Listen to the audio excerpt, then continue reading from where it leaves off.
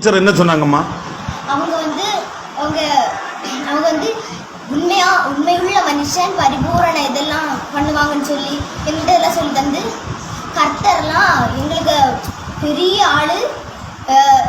அவங்க சொன்னாங்க பைபிள்லாம் படிங்கன்னு. நாங்கள் சொன்னோம் நாங்கள் ஹிந்துஸ், நாங்கள் பகவத்கீதை தான் படிப்போம். அவங்க சொன்னாங்க பகவத்கீதை கெட்டது, பைபிளில் நிறைய கருத்து அதெல்லாம் ரொம்ப நல்லது, அதை படிக்கன்னு சொன்னாங்க.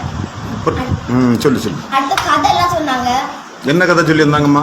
ஒரு கிறிஸ்டினும் ஒரு சாத்தானும், அப்படின்னா ஹிந்து சாத்தான் சொல்றாங்க. அவங்க வந்து ஒரு சாத்தானும் பைக்ல போயிட்டு இருந்தாங்களாம். அப்போ அவங்களுக்கு ஆக்சிடென்ட் ஆயிட்டான். அங்க ஒரு ஆள் பைபிள் படிச்சுட்டு இருந்தாங்களாம். அவங்க வந்து பைபிள் படிச்சுட்டு இருக்கும்போது இங்க இறந்தவங்க உயிர் எழுப்பிட்டாங்களாம். அப்படிலாம் சொல்லி தந்தாங்க. அந்த மேம் பேர் என்னம்மா? பியட்ரிஸ் தங்கம். தங்கம். உன் பேர் என்னம்மா? ஏ வைஷ்ணவி. எத்தனை வகுப்பு படிக்க? 6ஆம் வகுப்பு. சரி, இது எத்தனை நாளா உங்கள்கிட்ட இப்படி சொல்லுவாங்கம்மா? இவ்வளவு நாள் வந்து இப்படி எல்லாம் சொல்லல, இன்னைக்குதான் இப்போ. ஒன்ன மட்டுமா எல்லா பிள்ளைங்களையுமா? அந்த 6ஆம் வகுப்பு மட்டுமா வேற வகுப்புகளுக்கும் இப்படி பண்ணாங்க? நிறைய வகுப்புகள். ஓ சரி. பைபிள் ஏதாவது தந்தாங்களா?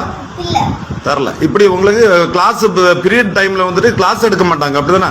ஆமா, இங்க வந்து டச் தந்தாலும் பிளஸ் சிம்பல் தான் தச்சிடுவாங்க. ஓ சரி.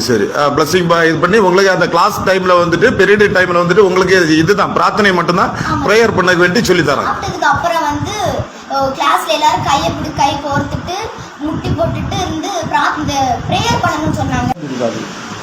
எல்லா மாணவர்களுக்கும் ஒரே சேலஞ்ச் இருக்காது. சொல்ல விடல சார்.